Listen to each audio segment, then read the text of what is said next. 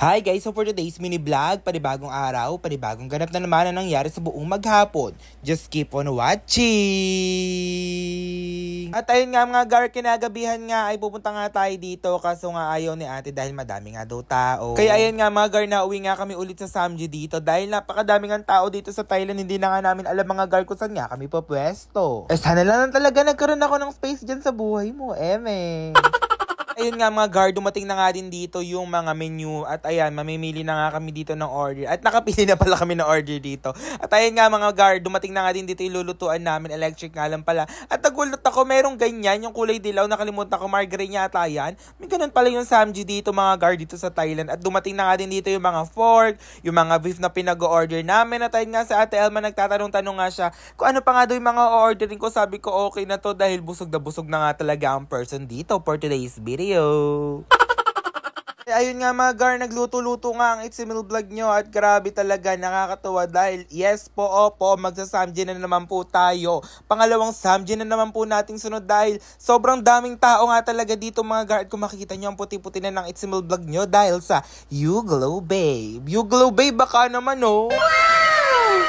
Kaya ayun nga mga gar, nagluto-luto na nga tayo dito at syempre nakaka-excite ka dahil maninipis yung cut ng pork. Yun nga gusto ko mga gar, yung medyo pino lang. Kaya ayun nga mga gar, grabe talaga kung makikita nyo dito, mag-aamoy na naman tayong Samji dito kaya kailangan na naman natin magpalit ng damit. Mga gar, nung time nga pala na yan, wala na talaga akong masuot dahil pang 4 days nga lang na damit yung dinala ko and 1 week pala kami dito sa Thailand mga gar. Kaya ayan, sabi ko magpapalit na naman ng It's Emil Vlog nyo, kailangan bago makagising, makabili na tayo ng damit. Hindi nga pala kasi kasya yung maleta ko dun sa 1 week. Hindi nga pala kasya damit ko dun sa maleta pala. Ano daw? Kaya ayan nga mga gar, sabi ko kailangan ko na talagang bumili ng damit kasi wala na talagang isusuot ang mga person dito for today's video. Buti sa kanila mga gar, maliliit lang yung damit nila. Kasyang-kasya sa maleta yung damit nila. Saw your name pop up at 2:13. Guess your pride don't sleep like me. You say you just remembered my favorite song, but you skipped the part where you did me wrong. You like to haunt my DMs like it's Halloween.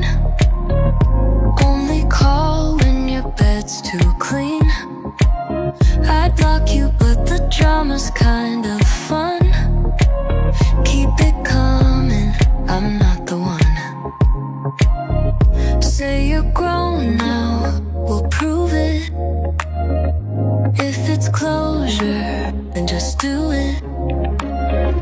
But don't dial me drunk from your friend's house, saying things. At mga gar, kung makikita nyo nga, ayan nga, kumakain na nga tayo dito dahil luto na nga at kinuha ko na nga yung rice dito. At alam nyo naman mga gar kung ano nga yung favorite ni Madam Elma dito. Yung coke nga pala yun mga gar. Kaya ayan nga, kumain na talaga tayo ng kumain. Sige, kumain na nga lang talaga ng kumain ng person dito for today's video. At take note nga pala, nakakailang beses na pala ako mag-Samji dito. So far so good din naman yung Samji dito mga gar. Parang Pilipinas lang pero iba talaga yung pork sa Pilipinas. Hindi ko alam kung bakit ganun. Or nasanay lang talaga ako sa Samji sa Pilipinas dahil may cheese nga dun mga gar. Mga gar, hindi ko nga talaga alam pero sabi ko parang sa Pilipinas pa rin talaga ang aking taste. Ewan ko nga ba, kahit saan mapunta, Pilipinas pa rin talaga. Naghahanap talaga ako ng mga Filipino po dito kaso nga mga gar, madalang nga lang. At ayun nga si ate for the luto ang person dito for today's video. At ayun nga mga gar, sana nga nag-enjoy kayo. Yun lang guys, thank you for watching.